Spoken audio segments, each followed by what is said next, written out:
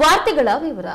ಧಾರವಾಡ ಜಿಲ್ಲೆಯ ಗರಗ ಠಾಣಾ ವ್ಯಾಪ್ತಿಯಲ್ಲಿ ಅಪ್ರಾಪ್ತೆ ದಲಿತ ಹೆಣ್ಣುಮಗಳು ಲವ್ ಜಿಹಾದ್ ಪ್ರಕರಣಕ್ಕೆ ಒಳಗಾಗಿ ಆತ್ಮಹತ್ಯೆ ಮಾಡಿಕೊಂಡಿದ್ದು, ಇದಕ್ಕೆ ಕಾರಣರಾದವರ ಮೇಲೆ ಕ್ರಮ ಕೈಗೊಳ್ಳಬೇಕು ಎಂದು ಕರ್ನಾಟಕ ರಕ್ಷಣಾ ವೇದಿಕೆ ಸಿಂಹಸೇನೆಯ ಕಾರ್ಯಕರ್ತರು ಇಂದು ಜಿಲ್ಲಾಧಿಕಾರಿಗಳ ಮೂಲಕ ಗೃಹ ಮಂತ್ರಿಗೆ ಮನವಿಯನ್ನ ಸಲ್ಲಿಸಿದ್ದಾರೆ.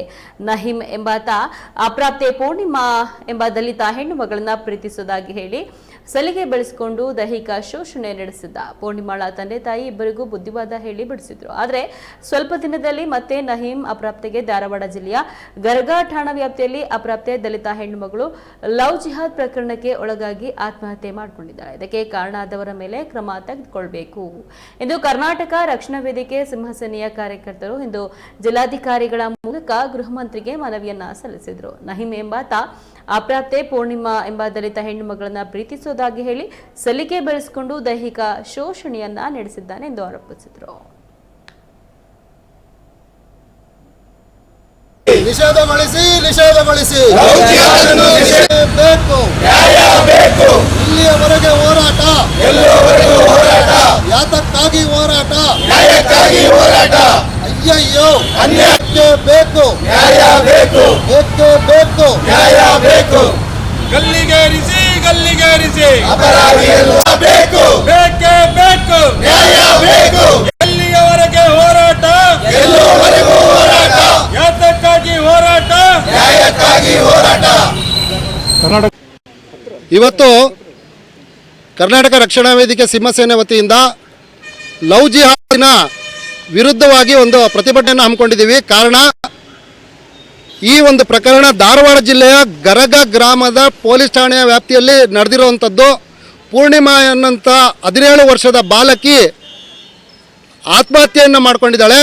ಕಾರಣ, ನಹೀಂ ಅನ್ನುವಂತಹ ಒಬ್ಬ ಮುಸಲ್ಮಾನ ಹುಡುಗ ಅವಳಿಗೆ ಆಮಿಷಗಳನ್ನು ಒಡ್ಡುತ್ತಾ ಅವಳ ಜೀವನದಲ್ಲಿ ಚೆಲ್ಲಾಟವನ್ನು ಆಡಿ ಕೆಲವು ಸೋಷಿಯಲ್ ಮೀಡಿಯಾದಲ್ಲಿ ಫೋಟೋಗಳನ್ನು ಅಶ್ಲೀಲವಾಗಿರ್ತಕ್ಕಂಥದ್ದನ್ನು ಯಾವಾಗ ಬಿತ್ತನೆ ಮಾಡ್ತೀನಿ ಅಂತ ಹೇಳಿ ಆತ ಹೆದರ್ಸಕ್ಕೆ ಶುರು ಮಾಡಿದ್ನೋ, ಬುರ್ಕಾವನ್ನು ಧರಿಸಿ ಅವಳನ್ನು ಮುಸಲ್ಮಾನ ಧರ್ಮಕ್ಕೆ ಸೇರಿಸ್ಕೋಬೇಕು ಅನ್ನೋಂಥ ಹುನ್ನಾರವನ್ನು ಮಾಡಿದ್ನೋ, ಆ ಸಂದರ್ಭದಲ್ಲಿ ಮಾನಸಿಕವಾದ ಒತ್ತಡಕ್ಕೆ ಒಳಗಾಗಿ ಆ ಹೆಣ್ಣು ಮಗಳು ಆತ್ಮಹತ್ಯೆಯನ್ನು ಕಳೆದ ಮೇ ತಿಂಗಳ 8ನೇ ತಾರೀಕು ಮಾಡಿಕೊಂಡಿದ್ದಾಳೆ.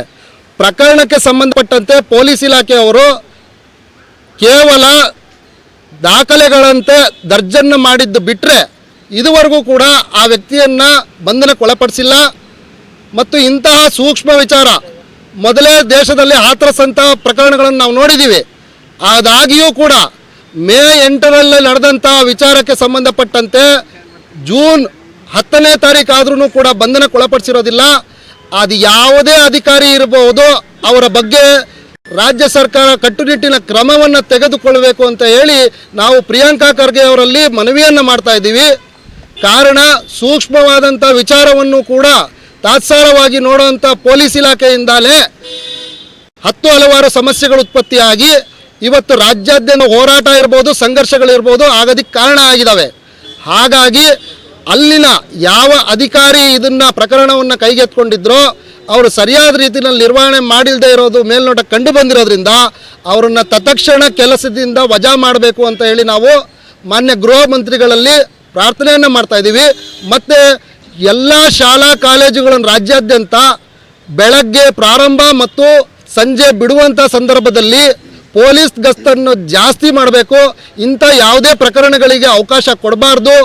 ಯಾವುದೇ ಹೆಣ್ಣು ಮಗಳಿರ್ಬೋದು, ಯಾವುದೇ ಗಂಡು ಮಕ್ಕಳಿರ್ಬೋದು ಆತ್ಮಹತ್ಯೆ ಮಾಡ್ಕೊಳ್ಳೋವಂಥ ಪರಿಸ್ಥಿತಿಗೆ ಹೋಗಬೇಕು ಅಂತಂದರೆ ಇದು ತುಂಬ ಶೋಷನೀಯವಾದಂಥ ವಿಚಾರ. ಆದ್ದರಿಂದ ನಾವು ಸರ್ಕಾರಕ್ಕೆ ನೇರವಾಗಿ ಬೇಡಿಕೆಯನ್ನು ಇಡ್ತಾ ಇದ್ದೇವೆ.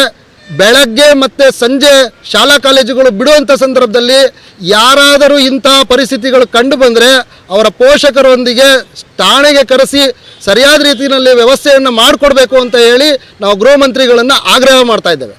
ಕರ್ನಾಟಕ ರಕ್ಷಣಾ ವೇದಿಕೆ ಸಿಂಹಸೇನೆ ರಾಜ್ಯಾಧ್ಯಕ್ಷರು ರವಿ ಪ್ರಸಾದ್ ಎಂ.